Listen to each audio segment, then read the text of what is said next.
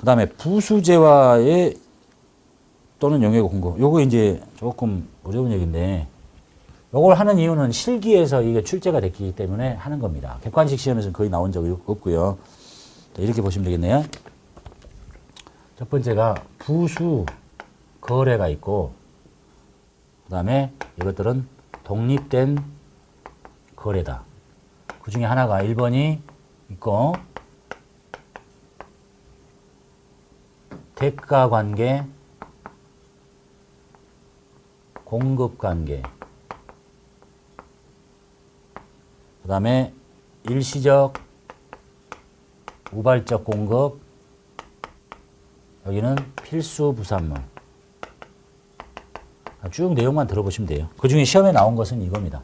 이게 이제 우리 실기 시험과 관련돼서 제일 중요한 얘기. 이게 있어서 이제 설명을 드리는 거예요. 자, 읽어볼게요. 주된 거래에 부수되는 재화 또는 용역. 이렇게 돼 있죠. 주된 거래에 부수된다. 자, 주된 거래 또는 용역 공급에 부수돼서 공급되는 것은 다음 중 하나에 해당하는 것은 재화 또는 용역의 공급은 주된 재화 또는 용역의 공급에 포함되는 걸 보겠다. 그러니까 주된 재화 용역이 있는데 이게 주된 거야. 근데 여기에다가 뭔가 부수적으로 붙는 것이 있으면 이거는 별도의 것으로 보지 않고 여기에 포함된 걸로 보니까 이건 아예 없는 걸로 보자. 이런 얘기입니다. 첫 번째가 대가 관계라고 동그라미 1번 있네요. 자, 해당 대가가 주된 재화 용역의 공급 대가에 통상적으로 포함돼서 공급이 돼요. 그런 경우. 그러니까 여기 사례가 그렇게 써 있죠. 자, 쌀을 공급합니다. 쌀을 내다 팔면서, 쌀 가게에서 쌀을 팔면서 집까지 갖다 줘야 되잖아요. 일종의 운송 용역이 붙어 있는 거죠. 예? 이건 용역이야. 쌀은 재화고, 이건 재화고, 이건 용역이야. 근데 우리가 돈을 받을 때 쌀값이 얼마입니까? 10만 원이요. 집에까지 갖다 주세요. 그러면 하잖아요. 그럼 돈을 한꺼번에 10만 원만 받잖아. 운반비 따로 받지 않잖아요. 자, 이런 경우에 요것의 판단을 뭘로 할 거냐 하는 얘기입니다. 그래서 그 밑에 보면요. 이것들은 일단 독립적인 거래로 보지 않습니다. 이게 독립적인 거래가 아니라니까. 대가를 한꺼번에 받는 거니까. 그리고 그러면 이거는 재화의 공급으로 볼래? 용역의 공급으로 볼래? 이거 없는 거로 보라니까. 재화의 공급인 거야. 그죠? 이게 되셨죠? 한꺼번에 돈 받는 거 없는 거래로 보고. 그리고 이건 독립된 거래가 아니에요. 부수적인 거래가 없는 걸로 봐.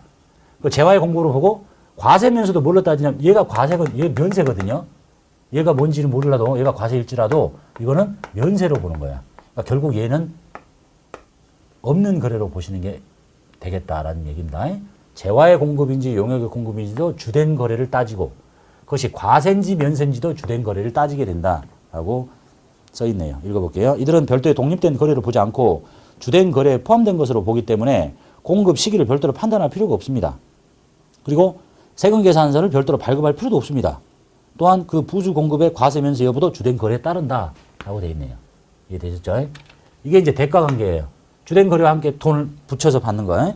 그 다음에 또 다른 사례 보면 공급 관계라고 있는데 이 공급 관계는 거래 관행으로 보아서 통상적으로 주된 재화 용역 공급에 부수해서 같이 공급을 시켜버려요.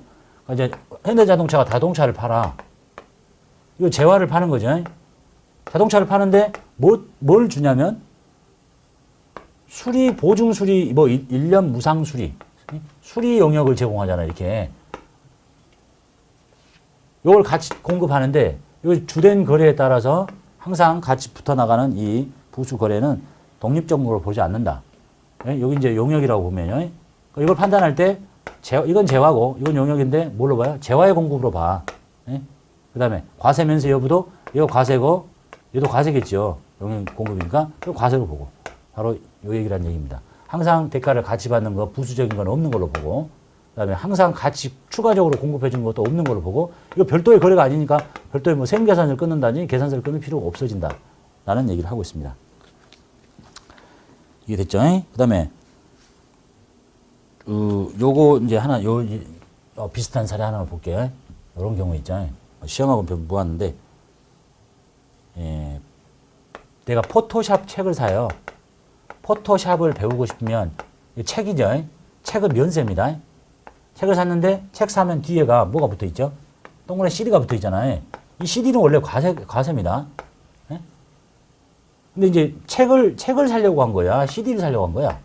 책을 사니까 연습할 수 있는 CD를 준 거죠. 이게 주된 거잖아요.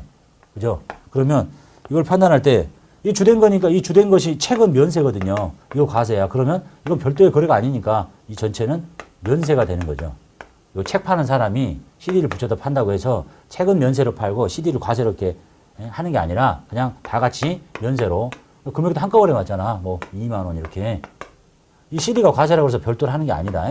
부수 거래니까 독립적인 거래로 보지 않는다. 이제 반대로 볼게요. 포토샵 CD를 파는 회사예요. 이거 과세거든요. 근데 CD만 딸랑 주면 잘 못 알아보니까 약간의 사용 설명서가 들어있잖아요.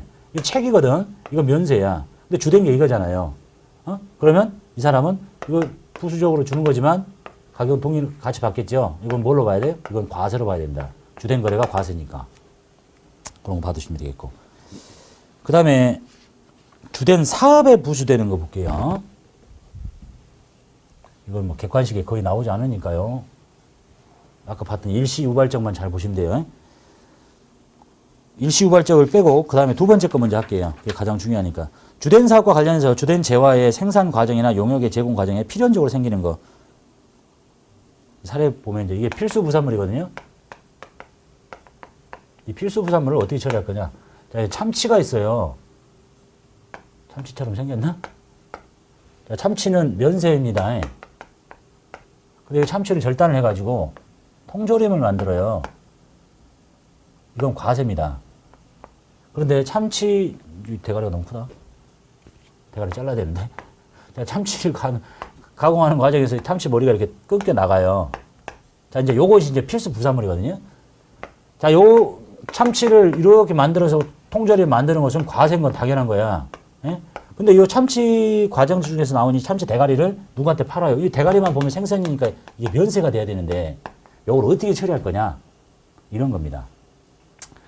자, 좀 이제 더 들어가 보시면 아시겠지만 과세사업, 그 얘기 잠깐 드렸죠. 과세사업자는 매출을 할 때 부가세를 10% 다 걷어서 내고요. 그러니까 매입할 때 자기 사업과 관련된 건 다 돌려줘요. 근데 면세사업자는 매출할 때 걷지 않죠. 그러니까 매입할 때 부담했던 거 하나도 안 돌려줘요. 그런데 이걸 두 개를 동시에 해봐라. 이렇게 과세사업도 하고 있고 면세사업도 동시에 해버리면 여기에 동시에 쓰는 자산을 사면 이제 어떻게 해야 되겠어요? 이쪽에 다 쓰면 다 돌려주겠죠. 매입을. 이쪽에 쓰면 하나도 안 돌려줄 거야. 근데 공통으로 쓰게 되면 공통 매입세액을 안분 계산하는 복잡한 절차가 생깁니다. 그런데 이봐. 이 회사의 대부분의 매출이 이거예요. 그런데 참치 대가리가 팔아서 얼마 되지도 않는데 아주 일부분인데 이거를 면세로 봐버리면 이 사람은 갑자기 뭐 하는 사람이 되냐면 과세사업과 면세사업을 같이 하는 사람이 돼버리면서 면세는 조금밖에 없는데 그리고 이제 여기서 쓰는 어떤 자산들을 구입해 올 때 과세사업과 면세사업의 공통사업, 공통매입세 안분 계산을 해야 되는 아주 복잡하고 지저분한 절차가 생기니까 아, 이거 그냥 이거에 따라가자. 이거 그냥 이것도 과세해. 이렇게 하는 거예요. 이해되셨죠? 주된 사업과 관련해서 주된 생산 과정에서 나오는 이 필수 부산물이 만약에 이거 면세를 하더라도 주된 사업이 뭐냐? 과세잖아. 근데 이 조그마한 걸 면세로 놔두면 이 사람이 아주 복잡한 과세 사업과 면세 사업을 공통으로 하는 사람이 돼버리니까 그냥 가던 대로 갑시다라는 얘기입니다. 이해됐죠?